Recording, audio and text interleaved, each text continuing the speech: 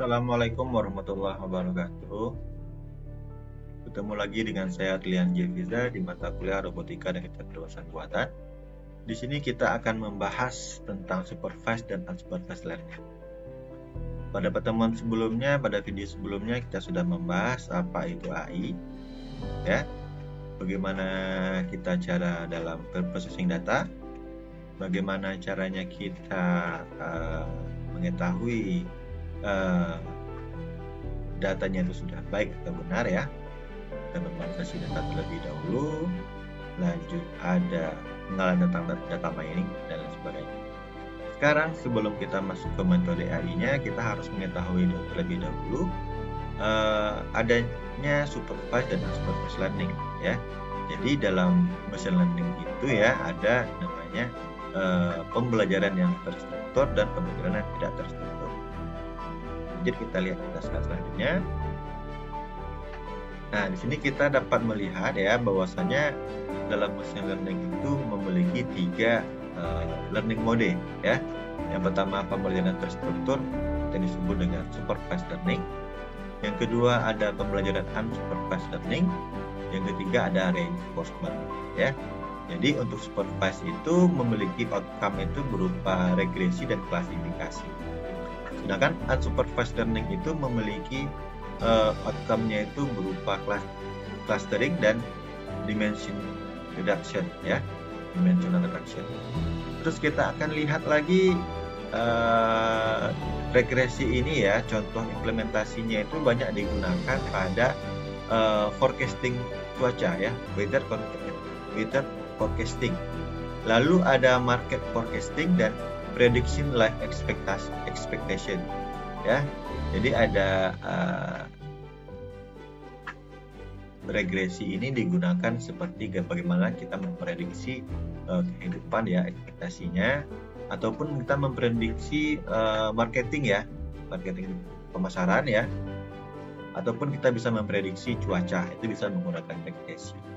Algoritma yang bisa digunakan untuk ada seperti linear regresi, ya. Ada banyak sih yang bisa menggunakan regresi ini, bisa decision tree juga regresi, statistik juga bisa, ya.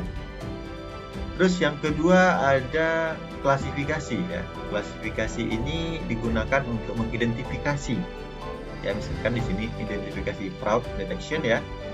Ada image classification, ada diagnostic. Nah, itu banyak sekali digunakan pada dunia medis dan dunia automation untuk klasifikasi, ya.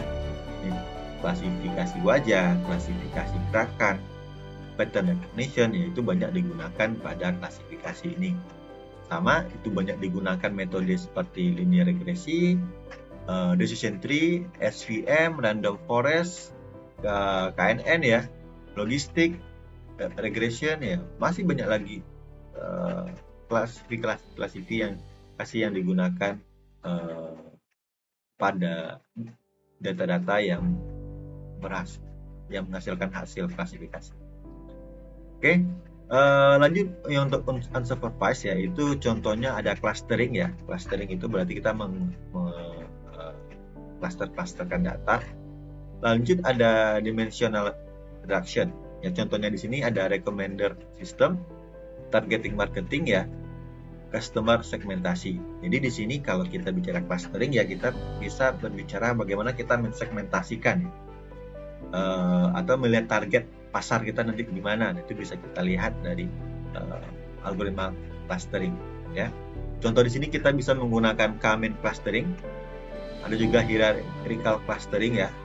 Sedangkan untuk dimensional reduction ini banyak digunakan pada big data, ya, big data visualisasi, karena kita akan mereduce, ya, dimensi dari suatu objek, ya.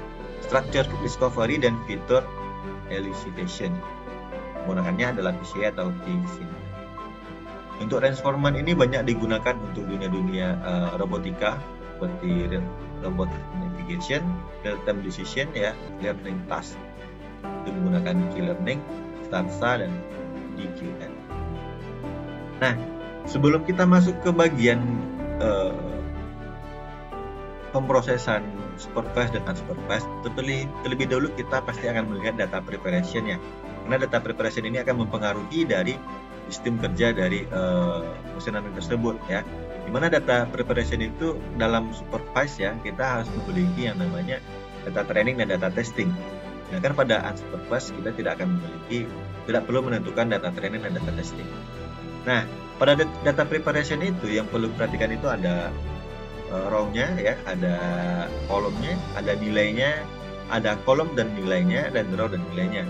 Contohnya di sini adalah pada row itu kita bisa melakukan remove duplicate ya, outlier remove ya, hapus outliernya dan mengambil data sampling. Pada data kolom ya, kita bisa mengambil feature selection-nya, polynomial feature dan one hot encoding. Ini nanti akan kita jabarkan. Untuk nilai itu bisa kita lakukan preparation dengan menggunakan data scaling, ada chain distribution dan imputation. Untuk kolom dan values kita bisa dimension deduction, dan untuk row dan values kita ambil row consolidation. Nah, jika kita lihat pada tipe data ya, tipe data itu ada categorical dan numerical ya. Kalau categorical itu berarti ya ordinal dan nominal. Kalau numerical ada interval dan rasionya. Nah, jika kita melihat data yang akan kita proses tersebut ya, perlu kita lakukan data encoding ya.